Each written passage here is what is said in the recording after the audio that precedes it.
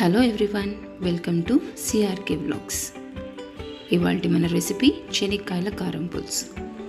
ముందుగా ఒక బౌల్లో కొంచెం చింతపండు తీసుకొని తగినన్ని నీళ్లు పోసుకొని బాగా నానబెట్టుకోవాలి.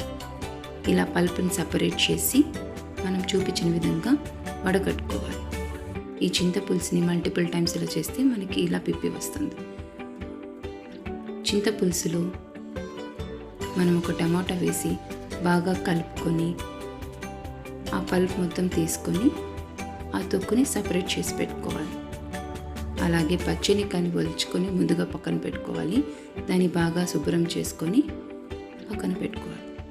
అలాగే ఎర్రగడ్డ ఒకటి బాగా సన్నగా తరుక్కోవాలి. ఒక కుక్కర్లో కొంచెం ఆయిల్ వేసి ఆవాలు, ఉద్దిపప్పు, జీలకర్ర, మెంతులు, కరివేపాకుని వేసి బాగా వాడ్చుకొని ఆనియన్ అలాగే టమోటాని వేసి బాగా కలుపుకోవాలి. అందులో చింతపులుసుని యాడ్ చేసుకొని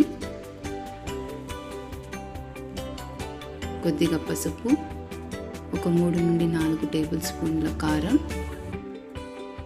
తగినంత ఉప్పు వేసి బాగా కలుపుకొని ఇంగువని యాడ్ చేసుకోవాలి.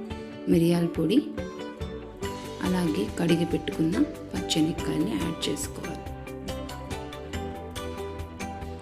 ఇప్పుడు మొత్తం ఒకసారి కలుపుకోవాలి. ఇలా ఉడుకుతున్నప్పుడు మనం మూత పెట్టేసి ఒక 2 విజిల్ వచ్చేలాగా చూసుకోవాలి. ప్రెషర్ పోయాక కుక్కర్ మూత ఓపెన్ చేస్తే మనకి ఎంతో రుచికరమైన చెనిక్కాయల కారం పులుసు రెడీ. దీన్ని మనం సర్వింగ్ బౌల్లోకి తీసుకొని మనకి నచ్చిన దోశ, అన్నంతో సర్వ్ చేసుకుంటే చాలా బాగుంటుంది. ఒకసారి ట్రై చేయండి. Thanks for watching. Subscribe, like and share.